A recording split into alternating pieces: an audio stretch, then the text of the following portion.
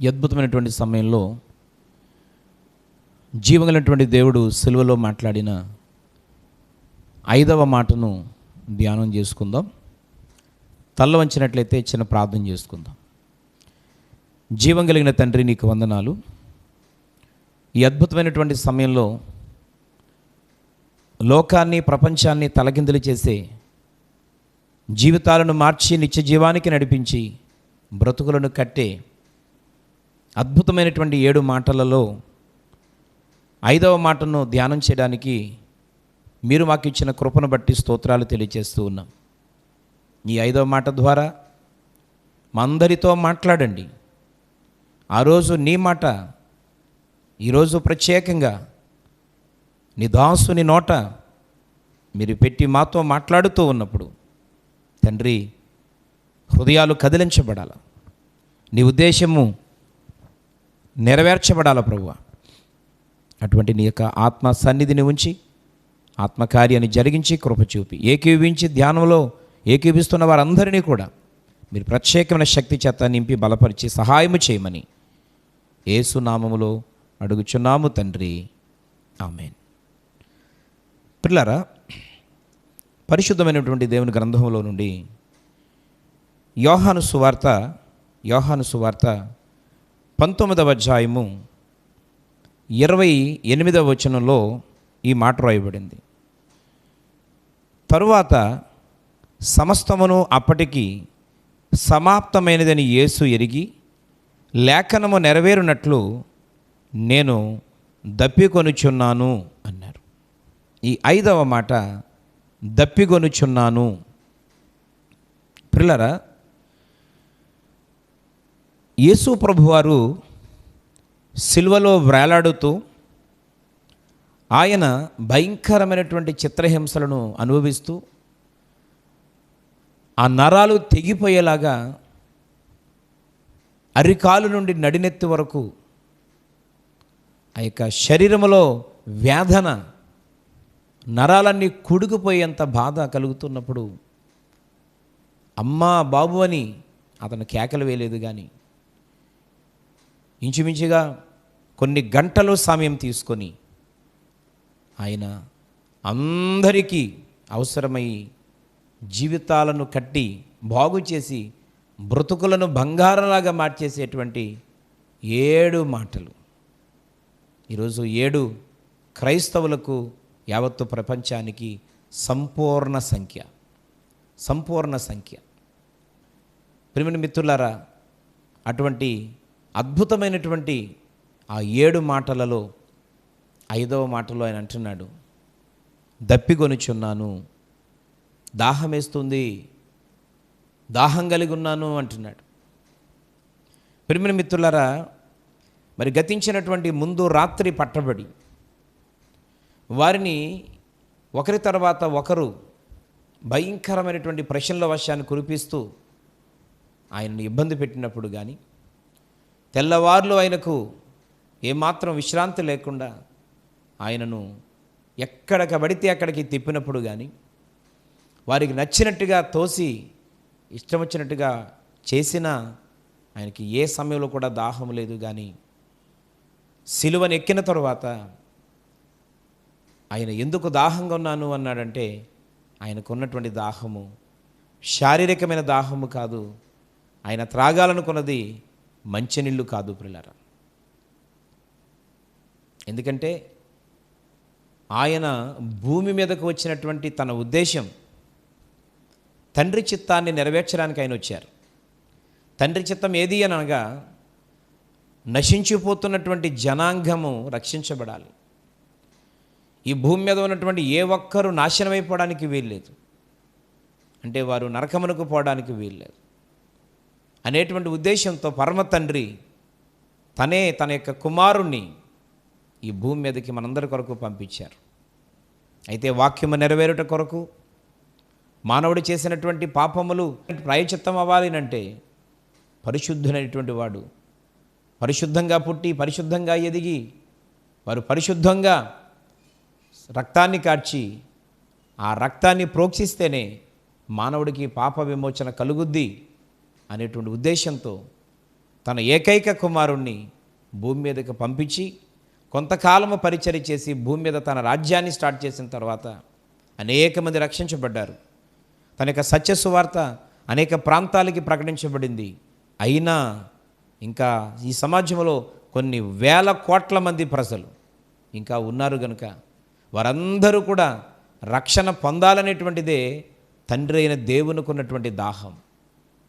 అంటే రక్షణ పొందిన వారు సరిపోరు, ఇంకా రక్షణ పొందవలసిన వారు కొన్ని వేల కోట్ల మంది ఉన్నారు కనుక వారందరూ రక్షణ పొందాలనేటువంటి దాహాన్ని నేను కలిగి ఉన్నాను అనేటువంటి సంకేతాన్ని 5వ మాట ద్వారా దేవుడు స్వయంగా తెలియపరిచారు. అయితే పిల్లలారా, ఆనాడు శిలువలో వేలాడుచున్నటువంటి ప్రభు అయినటువంటి యేసుక్రీస్తు దాహము అనంటే ఆనాడు వాళ్ళు యేసయ్యకు చేదునిచ్చారు. చేదు అనుభవాన్ని ఆయనకు రుచి చూపించారు. ఈరోజు 5వ మాట యొక్క ఉద్దేశాన్ని నెరవేర్చవలసినటువంటి బాధ్యత నేటి దినాలలో మనందరిపైన ఉంది అని ఈ మాట ద్వారా దేవుడు జ్ఞాపకం చేస్తూ ఉన్నాడు.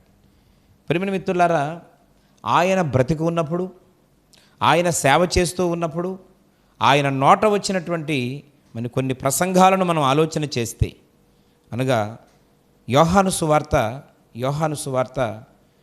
7వ అధ్యాయము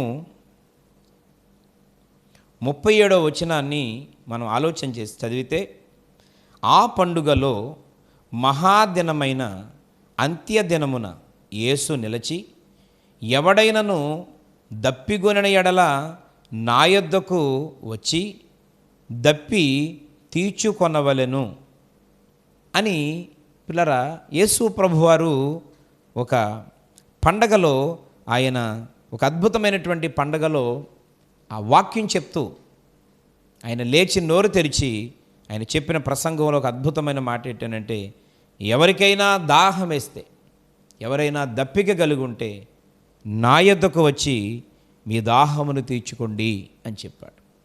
ప్రియమైన మిత్రులారా, ప్రభు అయినటువంటి యేసుక్రీస్తు ప్రభువారు ఆయన సేవ చేసినటువంటి 3.5 సంవత్సరాలలో కొన్ని వేల లక్షల మంది యొక్క దాహాన్ని తీర్చాడు, వారి యొక్క ఆకలి తీర్చాడు, వారి కుటుంబాలను కట్టాడు, వారిని బ్రతికించాడు, వారిని భూమి మీద నిలిచేలాగా చేశాడు. ఎంతోమంది యొక్క దాహాలను తీర్చి జీవితాలను, కుటుంబాలను కట్టినటువంటి మహానుభావుడు ఆయన. కనుక ఆయనకు లోక సంబంధమైనటువంటి దాహంతో పని లేదు. ఆయనకు లోక సంబంధ దాహం వేయదు ఆయనకి.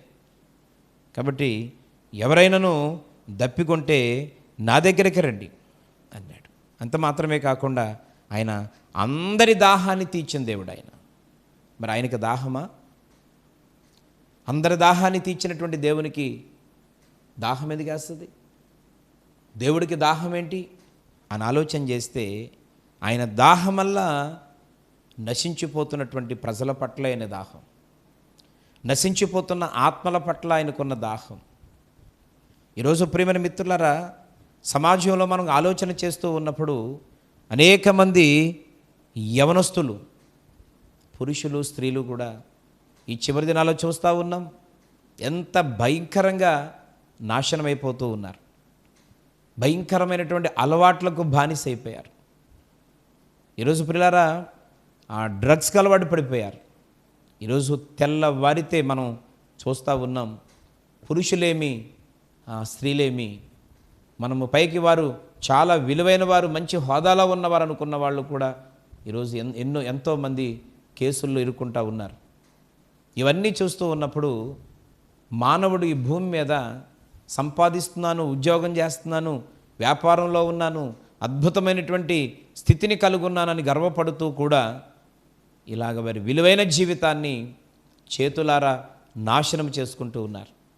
అనేక మంది ప్రియులారా, ఆ సమస్యలను వారే తెచ్చుకొని, ఆ సమస్యలను వారే క్రియేట్ చేసుకొని, సమస్యను పెద్ద అయిపోయిన తర్వాత దాని నుంచి బయటికి రాలేక ఈరోజు సూసైడ్ చేసుకుంటున్నారు. ఆత్మహత్యలు చేసుకునే రకాలు వివిధ రకాలుగా ఉన్నాయి ఈరోజు ప్రియమైన మిత్రులారా.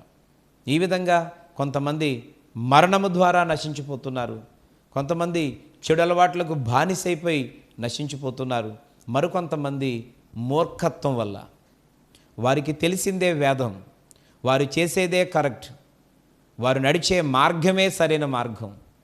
ఇక వేరే నిజమైనటువంటి ఆలోచన ఎవరైనా చెప్పిన వారినే ఖండించి అవసరమైతే కొట్టి తిట్టి చంపే ప్రయత్నం చేసేటువంటి భయంకరమైన మూర్ఖత్వం ద్వారా ఈరోజు అనేక మంది చనిపోతూ ఉన్నారు. మరికొంతమంది ప్రియులారా మూఢనమ్మకాలు ఇప్పటికీ కూడా ఆ మూఢనమ్మకాలు విడవకుండా చంటి బిడ్డల్ని చంపేసుకుంటున్న వారు ఉన్నారు. వారికి వారే హాని కలిగించుకునే వాళ్ళు ఉన్నారు. ఈరోజు అటువంటి మూర్ఖత్వం, మూఢనమ్మకం, మూఢత్వం వల్ల నశించిపోతున్నవారు మరికొంతమంది ఉన్నారు. మరికొంతమంది ఆ వ్యాధుల చేత ఆ వైద్యం చేయించుకోవడానికి డబ్బులు లేక, లేకపోతే చేయించుకునే విధానం తెలియక, సహకరించేవారు ప్రోత్సహించేవారు లేక అనేక మంది చనిపోతున్నారు. భూమి మీద ప్రియమైనటువంటి మిత్రులారా, మనిషి జీవితంలో ఒక్కొక్కరు ఒక్కొక్క కోణంలో అనేక మంది నాశనం. అయితే ఇవన్నీ చూస్తున్నటువంటి దేవుడు అంటున్నాడు, వీరందరి పట్ల నేను దాహాన్ని కలిగి ఉన్నాను, వీరందరినీ రక్షించాలనేటువంటి దాహము నేను కలిగి ఉన్నాను. ఈరోజు ఆయన వచన భాగాన్ని ఒకసారి ఆ యోహాను సువార్త 4వ అధ్యాయంలో 7వ వచనంలో ఈ మాట, చక్కని మాట మనకు కనబడతా ఉంది. సమరయ స్త్రీ ఒకతే నీళ్లు చేదుకొనుటకు అక్కడికి రాగా యేసు నాకు దాహనముకిమ్మని ఆమెను అడిగెను. ప్రియమైన మిత్రులారా, మనందరూ చూస్తున్నాము, ఇక్కడ సమరైనటువంటి ప్రదేశంలో యాకోబు బావి దగ్గర యేసు ప్రభువారు ఆ స్థలంలో విశ్రాంతి తీసుకోవడానికి కొంతసేపు నిలవబడ్డారు. ఆ స్థలానికి ఆ సమరీ స్త్రీ ఒక ఆమె నీళ్లు చేదుకోవడానికి వచ్చింది. మనందరికీ ఆ సందర్భం తెలుసు. ఆ యొక్క నిట్ట మధ్యాహ్నం ఎండవేళ ప్రభు అయినటువంటి యేసుక్రీస్తు ఆమెను దాహం అడిగాడు. అయితే ఆయన యేసు అని గుర్తించక ఆమె ఆయనను ఎన్నో రకరకాల ప్రశ్నలు అడిగింది. కానీ చివరకు ప్రభు యొక్క మాటను ఆమె గుర్తించి తన జీవితాన్ని మార్చేసుకుంది, తన బ్రతుకును మార్చేసుకుంది. ప్రియమైనటువంటి మిత్రులారా, ఈ మాటను గమనించాలని ప్రభు పేడ తెలియజేస్తూ ఉన్నాను. నశించిపోతున్నటువంటి ఆ యొక్క సమరీ స్త్రీని మరి ప్రభు అయినటువంటి యేసు తన యొక్క దాహముతో, తనకున్నటువంటి ఆత్మదాహంతో తన జీవితాన్ని రక్షించినట్లుగా మనం చూస్తూ ఉన్నాం. ఎందుకంటే నశించిపోతున్నటువంటి సమరయ స్త్రీ పట్ల ప్రభువుకున్న దాహం ఏంటి అని అంటే, ఆమె ఇక తన జీవితాన్ని ఆ విధంగా నాశనం చేసుకోవడానికి వీల్లేదు, తన బ్రతుకును పతనం వెళ్ళిపోవడానికి వీల్లేదు. ఏదేమైనా అలాంటి ఒక్క ఆమె రక్షించబడితే అనేక మంది రక్షించబడతారని ప్రభువుకు తెలుసు. ఈరోజు భూమి మీద వాక్యం వింటున్న మనం కూడా సమాజానికి నువ్వు ఉపయోగకరంగా ఉండకపోవచ్చు. కొంతమంది అనుకుంటారు, ఈ ఇంటిలో మన ఫ్యామిలీలో ఈ వ్యక్తి వల్ల ఏ లాభం లేదని, మన ఊర్లో ఈ వ్యక్తి వల్ల, ఈ కుటుంబం వల్ల ఏమీ మేలు లేదని, వారి వల్ల అంతా నష్టమే, వారి వల్ల అంతా ఇబ్బందే అని ఒక గుర్తింపు పొందిన వారిగా కూడా కుటుంబాల్లో మనం ఉంటూ ఉంటాం. కొన్నిసార్లు మనల్ని అంటారు మన వాళ్ళు, నీ వల్లంతా నష్టమే, నీ వల్లంతా లాసే, నీ వల్ల ఏ ప్రయోజనం లేదు, నీవు అసలు భూమి మీద పుట్టడం లేకపోతే మా ఇంట్లో ఉండడం శుద్ధ వేస్ట్ అని కొన్నిసార్లు అంటారు. అవును పిల్లారా, కొన్నిసార్లు దురాత్మశక్తుల ప్రభావం చేతను, లేకపోతే మన వైఖరిలో సరైనటువంటి స్థిరత్వం లేకపోయిన కారణం చేతను కొన్నిసార్లు నిజంగా కూడా మన వల్ల నష్టం కలుగుతూ ఉండొచ్చు, మన ఇంట్లో వారికి, మన ఊర్లో వారికి, మనం ఉండే ప్రాంతం వారికి. అయినా కృంగిపోవద్దు, బాధపడవద్దు. ఒకవేళ నిజంగా అలాంటి మాటలను అనిపించుకుంటూ ఇప్పటివరకు నిజంగా నీ వల్ల నష్టం కలుగుతూ ఉన్నా, సమరీ స్త్రీ ఆ గ్రామంలో ఆ విధంగా జీవిస్తూ ఉన్నప్పుడు తన ద్వారా చాలామంది ఇబ్బంది పడిన వారు ఉన్నారు, తనలాగా మారిపోయిన వారు ఉన్నారు. కానీ అలాంటి స్త్రీ పట్ల యేసు ప్రభు దాహం కలిగి ఆమెను ఎప్పుడైతే తన జీవితాన్ని మార్చివేశాడో, ప్రియమైన మిత్రులారా, ఆమె వెళ్ళి తన కుటుంబాన్నే కాకుండా తన గ్రామాన్ని కూడా మార్చేసింది. ఈరోజు యావత్తు ప్రపంచానికి బైబిల్ గ్రంథాన్ని చదివేటువంటి ప్రతి ఒక్కరికి కూడా ఆ యొక్క మహాతల్లి ఒక మాదిరిగా నిలబడిపోయింది. దేవుడు అంత ఖ్యాతి, అంత గొప్పతనాన్ని దేవుడు ఆ బిడ్డకి ఇచ్చాడు. అంటే ప్రభు అయినటువంటి యేసయ్య యొక్క దాహం అంట ఏంటి అని అంటే, పనికి రాని వారిని, ఎందుకు ఉపయోగపడని వారిని, మన వల్ల ఏ మేలు, ఏ ప్రయోజనం, ఏ లాభం లేదు, అనుకొని పక్కనున్న వారి పట్ల ఆయనకు దాహం ఉంది. అలాంటి వారు నాశనం అయిపోకూడదు, అలాంటి వారు కృంగిపోకూడదు, అలాంటి వారు పడిపోకూడదు, అలాంటి వారు మనుషులుగా ఉండక నాశనం అయిపోవడానికి వీల్లేదని దేవుడు ఒక మంచి అద్భుతమైనటువంటి దాహాన్ని కలిగి ఉన్నాడు. ఈరోజు నీవు నేను కూడా ఆయన మాట విని ఆయన చెంతకు చేరితే ప్రత్యేకంగా దేవుడు ఒక ఉన్నతమైనటువంటి స్థితిని దేవుడు నీకు నాకు మనందరికీ ఇవ్వగలరు. ప్రియమైన మిత్రులారా, ఆనాడైతే వారు యేసు ప్రభువారు నాకు దాహం వేస్తుంది, నాకు దాహంగా ఉందని అడిగితే ఆనాడు వాళ్ళు చేదు అనుభవాన్ని మరి యేసయ్యకు రుచి చూపించారు. ఈ సందర్భంగా దేవుని వాక్యం వింటున్న నా ప్రియ సహోదరి సహోదరుడా, దేవుడు ప్రేమతో మాట్లాడుతున్నాడు. ఎందుకనంటే మరణించే సమయంలో చివరి మాటలకు ఎవరైనా విలువిస్తారండి. ఒక మనిషి ఇంటిలో ఉన్నప్పుడు, బ్రతుకున్నప్పుడు ఆ మనిషి యొక్క మాటలకు విలువ ఇవ్వకపోయినా, ఆ మనిషి చెప్పినవి చేయకపోయినా, చనిపోయే ముందు ఇక చనిపోతున్నాడని తెలిసిపోయిన తర్వాత బ్రతకడానికి ఏ అవకాశాలు లేనని ఒక నిర్ణయానికి వచ్చేసినప్పుడు ఆ సమయంలో మాట్లాడే మాటలకు మనము చాలా విలువనిస్తాం. ఈరోజు మరి మనుషుల మాటకే, చివరి మాటలకు మనం విలువనిస్తున్నామే. వాళ్ళు ఏం చెప్తే అది చేస్తున్నామే.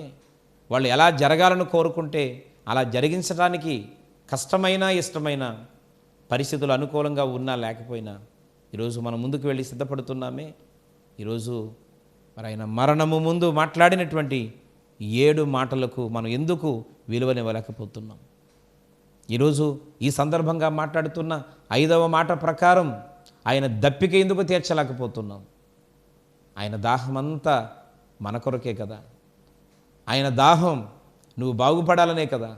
ఆయన దాహం నీ జీవితాన్ని మార్చుకోవాలనే కదా. ఆయన దాహం నువ్వు నశించిపోకుండా నిత్య జీవానికి వెళ్ళాలనే కదా. ఈరోజు ఆయన దాహాన్ని తీర్చాల్సిన బాధ్యత ఈరోజు నీ మీద ఉంది. ఈరోజు ప్రియులారా మనందరిపైన ఉంది అని ప్రభు చాలా స్పష్టంగా మాట్లాడుతూ ఉన్నాడు. ప్రియమైన మిత్రులారా, యెషయా గ్రంథము 55వ అధ్యాయము 1వ వచనంలో అన్నాడు, దప్పిగొనుల వారలారా నీళ్ల యొద్దకు రండి, రోకలు లేని వారలారా మీరు వచ్చి కొని భోజనము చెయ్యుడి. రండి, రోకలు లేకపోయినను ఏమియో ఇయ్యకయే ద్రాక్షారసమును పాలను కొనుడి, మీ దాహాన్ని తీర్చుకోండి. దప్పిగొనుల వారలారా రండి అంటున్నాడు దేవుడు. ఈరోజు ఆయనకైతే నశించిపోయే వారి పట్ల దాహాన్ని కలిగి ఉన్నాడు. యేసయ్య యొక్క దాహాన్ని మనం తీర్చడమనగా ప్రియమైన మిత్రులారా, మనకు కూడా బాగుపడాలి, మంచి జీవితాన్ని కలిగి ఉండాలి, నాకంటూ మంచి రోజులు కావాలి, నేను సమాజానికి ఉపయోగపడాలి, నా కుటుంబానికి నేను ప్రయోజనకరంగా ఉండాలి, దేవుని కొరకు ఏదో ఒకటి చేయాలి, తండ్రి ఉద్దేశాన్ని నెరవేర్చాలనేటువంటి దాహం ఈరోజు నీకు కూడా కలిగి ఉండాలి. ఆ దాహం మనం కలిగి ఉన్నప్పుడు ఖచ్చితంగా తండ్రి యొక్క ఆలోచనను మనం నెరవేర్చిన వారం అవుతాం ప్రియులారా. ఎందుకనంటే మరి మనుషుల కంటే గొప్ప దేవుడైనటువంటి యేసుక్రీస్తు ప్రభు యొక్క మరి చివరి మాటలలో కలిగి ఉన్నటువంటి ఆ యొక్క మాటకు విలువనిద్దాం, ఆయన యొక్క దాహాన్ని తీరుద్దాం. ఆయన మాటకు విలువనిచ్చి ఈరోజు మనందరి జీవితంలో యేసయ్య యొక్క దాహాన్ని తీర్చాలనేటువంటి అభిప్రాయం, తీర్చాలనేటువంటి ఆ యొక్క కోరిక ఈరోజు నేను కలిగి ఉందాం. దేవుడు ఖచ్చితంగా అలాంటి ఆలోచన ఆశ నువ్వు కలిగి ఉంటే నన్ను మనందరినీ ఉన్నత స్థితిలోనికి దేవుడు తీసుకుని వెళ్తాడు. కనుక దేవుని యొక్క దాహాన్ని తీర్చడానికి ఈరోజు నేను కూడా ఒక బాధ్యత కలిగిన వారిగా ఉందాం. అవునయ్యా, నా పట్ల, నా కుటుంబం పట్ల, నశించిపోతున్న నా పట్ల నువ్వు దాహాన్ని కలిగి ఉన్నావు. నా జీవితాన్ని, నా కుటుంబాన్ని, నా పరిస్థితులు మార్చాలని కోరుకుంటున్నావు. నీ మాటకి నేను లోబడతాను, నీ దాహం తీరుస్తాను తండ్రి అని ఒక తీర్మానం తీసుకుంటూ దేవుని పాదాల దగ్గర ప్రార్థన చేసుకుందాం. తల్ల వంచండి, ప్రార్థనలు ఏకీవించండి. మిక్కిలి జీవం కలిగినటువంటి పరమ తండ్రి, ఈ 5వ మాటలో ఉన్నట్టు గొప్ప అద్భుతమైనటువంటి భావాన్ని మేము ధ్యానం చేసినప్పుడు నిజమే నాయన, నిజమే. నీవు సేవ చేసినప్పుడు, బ్రతుకున్నప్పుడు అనేక మంది ఆకలి తీర్చిన దేవుడు, అనేక మంది దాహాన్ని తీర్చినవాడు. దప్పికొన్న వారందరి యొక్క దాహాన్ని తీర్చి వారి జీవితాలను, వారి కుటుంబాలను, వారి బ్రతుకులను కట్టినటువంటి దేవుడు. అయితే నీకు కలిగిన దాహం శారీరక సంబంధమైన దాహము కాదని నీ వాక్యం ద్వారా మేము చూసి ఉన్నాం. ఆత్మసంబంధమైన దాహం. ఈరోజు నశించిపోతున్న వారి పట్ల నీకు దాహం కలిగి ఉన్నావు. చెడిపోతున్న వారి పట్ల, పాడైపోతున్న వారి పట్ల, అన్ని రకాలుగా కుటుంబాలను నాశనం చేసుకునే వారి పట్ల నీకున్నటువంటి దాహాన్ని ఇదిగో తండ్రి ప్రత్యేకంగా అర్థం చేసుకొని తండ్రి జీవితాలను, బ్రతుకులను, కుటుంబాలను మార్చుకొని నీ సన్నిధికి వచ్చేటువంటి కృప దయచేయండి. అవును ప్రభువా, ఈ భూమి మీద మానవులుగా చివరిగా మాట్లాడిన ప్రతి మాటకు విలువిస్తాం.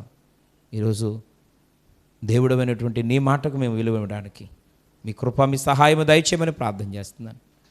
ఈ స్థలంలో వారికి కూడా ఒక ప్రత్యేకమైనటువంటి దాహం అనేటువంటిది చాలా అవసరం. ఆశ లేకపోతే ఏ పని పూర్తి కాదు. అటువంటి ఆత్మ సంబంధమైనటువంటి దాహాన్ని కలిగి ఉండడానికి కృప దయచేయండి. తద్వారా నీ ఉద్దేశాన్ని నెరవేర్చేవారిగా ఉండడానికి మీ సహాయము దయచేసి ఏకీవించిన ప్రతి బిడ్డను మీరు ప్రభావితం చేసి కార్యాన్ని జరిగించి కృప చూపమని యేసు నామములో ఈ ప్రార్థన అడుగుచున్నాము తండ్రి. Amen. Amen. Praise the lord.